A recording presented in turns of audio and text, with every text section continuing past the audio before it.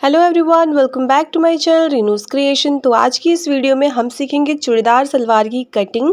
तो सबसे पहले मैं यहाँ पर मेजरमेंट लिख देती हूँ। लेंथ जो है 38 है और वेस्ट राउंड है इसका 33 इंचेस। तो सबसे पहले हम यहाँ पर बेल्ट निकालेंगे। इसकी लेंथ मैं ले रही हूँ 10 इंचेस और वेस्ट राउंड में जितना भी आपका हिप का मेजरमेंट आता है उसमें आप 4 इंच इंक्लूड करेंगे। देन इसके बाद हम यहाँ पर मार्किंग करके कटिंग कर लेंगे। और अब जो है मैंने फैब्रिक को सिंगल ले लिया है और एक कोना पकड़कर इस तरीके से हम इसको सेट करेंगे ताकि हम दोनों ही पैर के जो मार्किंग है अलग अलग कर सके। तो सबसे पहले मैंने वेस्ट राउंड को 4 से डिवाइड करके लिया है। देन इसके बाद इंक्लूड किया है 4 इंचेस और क्रॉच लाइन मैं ले रही हूँ 8 इंचेस पे।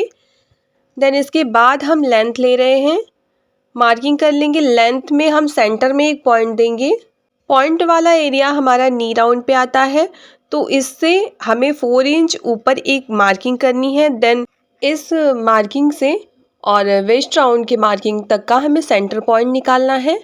तो इस तरीके से हमने आधे का आधा ले लिया है और लूजिंग हमें देना है 1 इंचेस 1.5 इंचेस हम यहाँ पर मार्जिन लेंगे।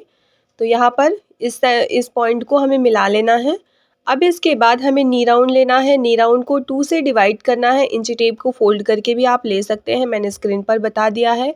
एक पॉइंट करना है, फिर उसके बाद आपको मार्जिन भी उतना ही रखना जितना हमने पहले वाले पॉइंट पे रखा था।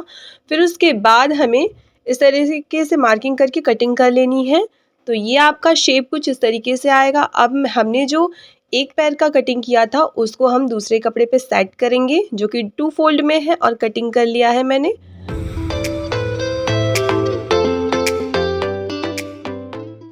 क्योंकि ये हमारा जो सलवार है उरेब सलवार है, उरेब चूड़ीदार, तो यहाँ पर मैंने एक सिंगल फैब्रिक लिया है और इसको ट्रायंगल शेप में मार्किंग कर रही हूँ। और यहाँ पर हमें शेप हमारा अच्छा है या नहीं है ये देखने के लिए मैंने फैब्रिक को नीचे के साइड में रख के इस तरीके से देख लिया है। आप इस तरीके से कर सकते हैं, इजी मेथड है। देन इसके बाद यहाँ पर मैंने 1/2 इंच यहाँ पर मार्जिन रखी हुई है और हमें अंदर वाले लाइन पे नहीं कटिंग करनी है, बाहर वाले लाइन पे कटिंग करनी है। तो इस तरीके से हम कटिंग कर लेंगे। अब इसको मैं इस तरीके से कटिंग करूँगी और ये हमारा एक शेप बन गया। हमें इसी टाइप का 2 फैब्रिक चाहिए, तो मैंने इसकी साइड वाले फैब्रिक में से इसको निकाल लिया है। तो कुछ इस तरीके से यहाँ पर हम कटिंग कर लेंगे।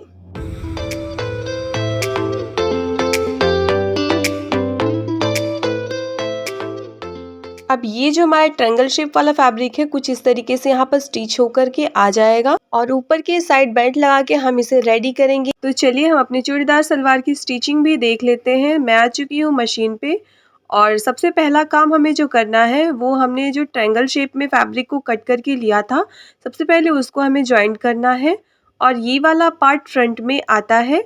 तो मैं इसको इस तरीके से ज्वाइंट करूँगी।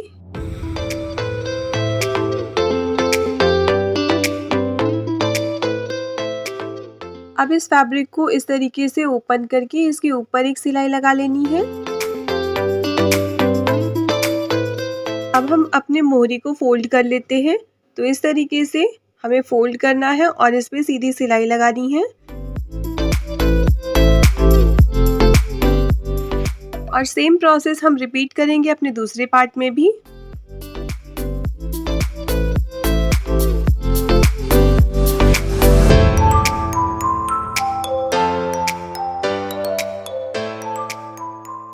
तो हमने दोनों ही पार्ट्स को रेडी कर लिया है। अब बारी है बेल्ट की। तो बेल्ट के विड्थ में मैंने 2 इंच का यहाँ पर फैब्रिक ज्वाइन किया है।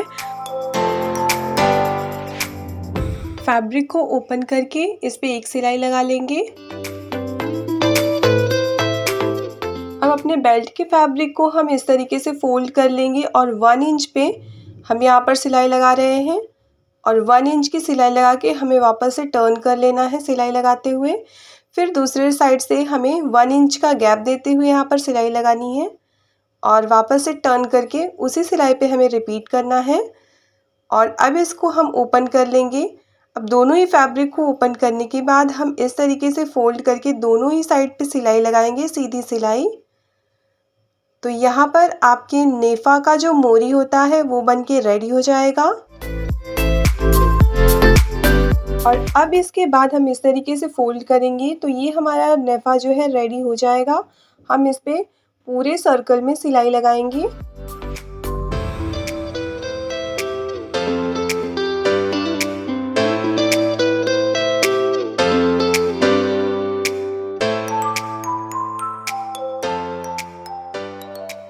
तो यहाँ पर हमारा बेल्ट जो है रेडी हो गया है। तो आपको मैं पूरा यहाँ पर फिनिशिंग दिखा देती हूँ। तो यहाँ पर आप देख सकते हैं जो मैंने फैब्रिक अलग से जॉइंट किया था वो बिल्कुल भी दिख नहीं रहा है। अब इसके बाद हम यहाँ पर म्यानी जॉइंट करेंगे अपने क्रॉच एरिया में। तो सलवार में म्यानी ज़रूर से जॉइंट करना चाहिए। तो इस तरीके से हम फैब्रिक को ओपन करके यहाँ पर एक सिलाई और लगाएंगे और सेम प्रोसेस हम रिपीट करेंगे अपने दूसरे पार्ट पे भी। तो इस तरीके से हमारी म्यानी जो है तैयार हो गई है लगा करके। अब इसके बाद हम दोनों ही पार्ट को जॉइंट करेंगे क्रॉच एरिया के थ्रू। 1/2 इंच की मार्जिन लेके मैं यहाँ पर सिलाई लगा रही हूँ। तो अब हम अपने दोनों ही पार्ट को इस तरीके से ओपन करके ऊपर की सिलाई लगा लेंगे। तो ये हमारा फ्रंट पार्ट है। तो यहाँ पर आप देख सकते हैं हमने जो ट्रायंगल शेप में फैब्रिक कट किया था उसको हमने जॉइंट किया है और ये वाले पार्ट को हम फ्रंट पार्ट में रखेंगे। तो सेम प्रोसेस हम बैक पार्ट में भी रिपीट करेंगे। ऐसे ही सिलाई लगा लेनी है एंड ऊपर की सिलाई भी इसमें लगानी है। तो चलिए अब हम अपने सलवार को बेल्ट से अटैच करते हैं, जिसके लिए मैंने यहाँ पर फोल्ड कर लिया है अपने बेल्ट को। तो यहाँ पर एक कट मार्क करना है जिससे हमारा सेंटर पॉइंट निकल आता है। अब इसके बाद हमें इस तरीके से जो हमारा क्रॉच एरिया का लाइन आया था सिलाई वाला उसको हम इस तरीके से रख के मेजर करेंगे कि कितना कितना प्लीट्स यहाँ पर आने वाला है।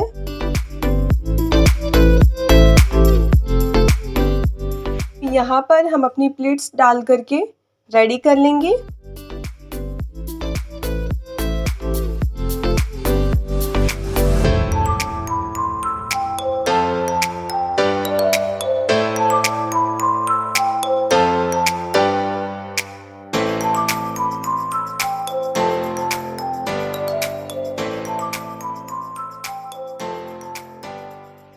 फ्रंट प्लीट्स देने के बाद हम यहाँ पर बैक में भी प्लीट्स लगाएंगे 2-2।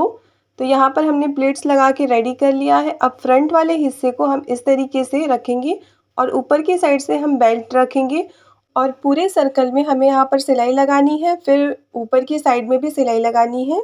तो चलिए फटाफट से हम अपने सलवार को रेडी करते हैं।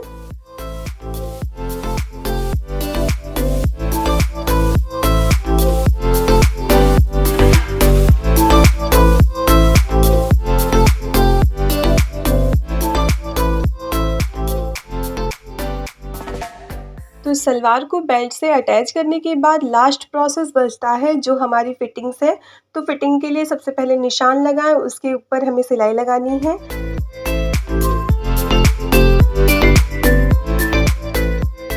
तो ये हमारे उरेब चूड़ीदार सलवार का फाइनल रिजल्ट है। ऊपर की साइड में प्लेट्स आ जाती हैं जिसमें बैठने के लिए आपको थोड़ी भी दिक्कत नहीं होने वाली है और कटिंग भी बहुत ही सिंपल है। नीचे चूड़ी भी अच्छी बैठती है और नीचे के साइड में हम इस तरीके से टीच बटन लगाएंगे फिटिंग के लिए।